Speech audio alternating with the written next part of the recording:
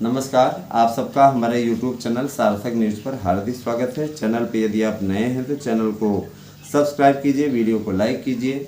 इस समय सनातन का मुद्दा बहुत ही तेज़ गरमाया हुआ है। अभी कुछ दिन पहले पप्पू यादव, जो कि पूर्णिया से, बिहार पूर्णिया से सांसद हैं, निर्दलीय, तो पप्पू यादव के द्वारा एक घिनौनी हरकत की गई जिसे जिसे पूरा हिंदू समाज आहत है। और कल पप्पू यादव की सभा में कोई चाकू लेकर के पहुंचा था हमला, तो ये सोची समझी रणनीति के अंतर्गत किया गया ताकि लोगों का ध्यान जो हमारे विरोध में आया है, हम FIR इत्यादि कर रहे हैं, उन सब से हट करके दूसरी तरफ लग जाए। सनातन का अपमान करना बहुत सहज है और सबसे बड़ी चीज़ ये कि देखिए, आज वही लोग सनातन के लिए दिखावटी प्रेम दिखाने पर उतारू हैं जिनका कभी सनातन से कोई नाता नहीं रहा, जिन्होंने सिर्फ और सिर्फ अपने मतलब को साधने के लिए प्रयोग किया है ना। जब अयोध्या में 1992 में मस्जिद का विवादित ढांचा गिराया गया, उस समय मुलायम सिंह यादव मुख्यमंत्री थे। मुलायम सिंह यादव ने कहा था कि हमें अगर चाहें तो मुल्ला मुलायम या मौलाना मुलायम कह सकते हैं। राम गोपाल यादव ने भी इसका समर्थन किया था, विधानसभा में बाकायदा रिकॉर्डिंग है, ऐसा नहीं कि कोई बिना तथ्यों के बोल रहा है। दूसरी बात यह है कि देखिए, उत्तर प्रदेश का चुनाव जिस तरह से अब नज़दीक आता जा रहा है, लोगों की धड़कनें बढ़ती जा रही हैं और अखिलेश यादव अपने आप को सत्ताधीश मान चुके हैं। लेकिन ये समीकरण उस समय से गड़बड़ाया है जब अवधेश प्रसाद इत्यादि जा करके वहाँ पे तमाशा बनाए। अवधेश प्रसाद जब से सांसद बना है तब से दुर्भाग्यपूर्ण ढंग से, है ना, उद्दंडता की सारी हदें पार कर दी। कभी अपने आप को राजा कहता है, अयोध्या का राजा कहता है। वो कहते हैं नहीं कि अगर आप गंदे लोगों को चाहे कितना नहला धुला दें और जा कर के कीचड़ में ही लौटेंगे, तो बस वही चीज़ है। ऐसे लोग निश्चित रूप से गंदी मानसिकता वाले हैं। हम किसी के ऊपर दूसरा नहीं कमेंट कर रहे हैं, मैं सिर्फ ये कहना चाह रहा हूँ, जो लोग गंदी मानसिकता के हैं तो गंदगी में ही जाएंगे ना। तो ऐसे लोग निश्चित रूप से इसी टाइप से हैं और यही कार्य कर रहे हैं।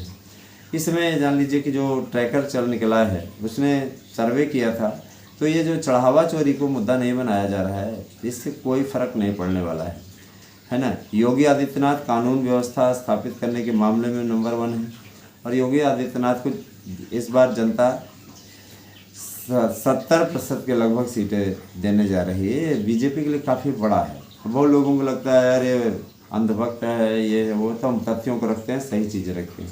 पिछली बार जब मैंने बताया था 270 के पार जाएगी तो लोगों को बड़ा बुरा लगा था कि अरे ऐसे कह रहे हैं। नतीजा आया, आप देखिए आसपास थी कि नहीं। कारण मतलब ये देखिए दोस्तों, जब अखिलेश यादव के लोगों को चुनने की बारी आती है तो उनको समय में कानून व्यवस्था, प्रतियोगी परीक्षाओं में धांधली, प्रतियोगी परीक्षाओं में बहुत ज़बरदस्त धांधली होती थी। पर उससे आज ही जा करके अखिलेश यादव ने सब चीज़ मेरिट पे कर दिया था, ये मत भूलिए, है ना। जो LT परीक्षा के जरिए हो रही है वो LT आपकी मेरिट पे थी, प्राइमरी मेरिट पे थी। किसी प्रकार की कोई परीक्षा कराने के लिए तैयारी नहीं थी अखिलेश महोदय। स्वयं देख लीजिए। तो जाहिर सी बात है कि देखिए, ये जो सनातन का अपमान हुआ और ये सारी चीज़ें, तो देखिए भारतीय जनता पार्टी एक 403 विधानसभा सीटों में से बीजेपी को जो सीटें मिलती हुई दिख रही हैं, ध्यान दीजिएगा, हालांकि कुछ डिम्ट होता दिख रहा है, लेकिन सरकार बनने में कोई आपत्ति नहीं, कोई दिक्कत नहीं है। बीजेपी को वोट परसेंटेज तो ठीक ठाक मिल रहा है, योगी आदित्यनाथ की 70% पे लोकप्रियता भी अच्छी खासी बनी हुई है। लेकिन भारतीय जनता पार्टी जो सीटें पा रही है वो 225 से 230 सीटें पा रही है और जो समाजवादी पार्टी पा रही है, समाजवादी पार्टी 160 के समथिंग सीटें पा रही है।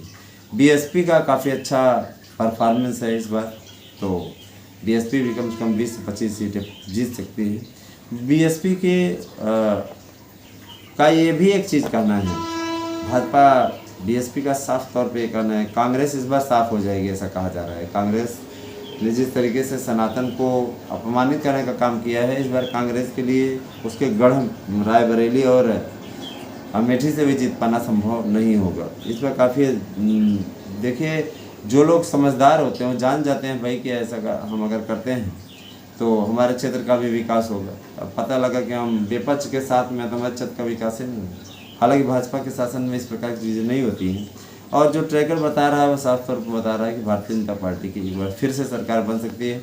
अब रही बात ये कि देखिए, मैं बात करना चाहूँगा आपका ये उपचुनाव का जो रिजल्ट है, तो चुनाव का रिजल्ट आ रहा है, देखिए क्या आता है। जो बहुत से सर्वे तरह तरह की बातें कर रहे हैं। अगर बांकीपुर में हारते हैं, भाजपा हार जाती है, तो निश्चित रूप से बहुत बड़ा रिजल्ट होगा और उसे आत्ममंथन करना होगा सवर्णों ने उसका साथ क्यों छोड़ा।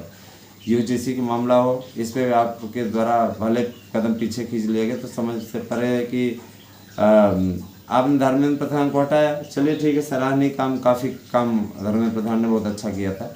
लेकिन अभी की जो बातें हो रही हैं, इसमें तो धर्मेंद्र प्रधान को इस तरीके के कार्य नहीं करना चाहिए था यूजीसी वाले मैटर पर।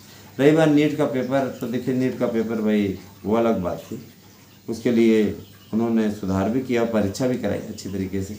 लेकिन यूजीसी जैसे मैटर पे इस प्रकार गंभीरता नहीं दिखाई है, क्योंकि ये आप अच्छे तरीके जानते हैं, सवर्ण वोटर जल्दी वोट करने निकलता तभी है जब उसको लगता है कि सरकार बचाए रखनी आवश्यक है, जिसके साथ एकजुट। अब जैसे अखिलेश यादव साधने की कोशिश कर रहे हैं, लेकिन अखिलेश यादव के समय में ये जो तिवारीपुर में कांड हुआ, विजमा यादव विधायक हैं यहाँ प्रतापपुर से, तो जिस तरीके से जा कर के वहाँ पे ब्राह्मणों को मरवाया, और फूलन देवी यही सबके पार्टी की थी, जिस तरीके से सवर्णों को मरवाया है फूलन देवी ने बेहमई हत्याकांड में, तो जाहिर सी बात है कि भाई देखिए सवर्ण आपके साथ नहीं जाएगा, वही सवर्ण जाएगा जो कि गजबई का है, जिसको ये लगता है। आपको याद होगा जब सरकार बनी हुई थी, सवर्णों के साथ कितनी जाति होती थी, धाराओं में चालान किया जाता था, अरे गजब का फंसाया जाता था भाई।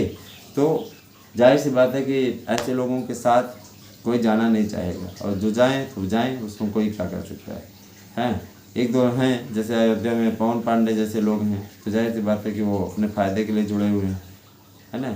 अभी देखिए आरजेडी से मृत्युंजय तिवारी बीजेपी में आ गए, क्योंकि उनको लग रहा था वहाँ पे अपमानित हो रहे हैं, इसलिए चले आए। तो ये सारी चीज़ें हैं दोस्तों। याद रखिएगा कि सनातन का साथ देने वाले योगी आदित्यनाथ फिर से एक बार सरकार बनाते हुए दिख रहे हैं। ये बहुत बड़ा ट्रैक हम आप लोगों के लिए पंजाब और उसका भी लेकर के आएंगे सर्वे, तो आप बने रहें हमारे साथ में, हमारे चैनल को देखते रहें। कैसी लगी वीडियो कमेंट करके बस बताइएगा। धन्यवाद।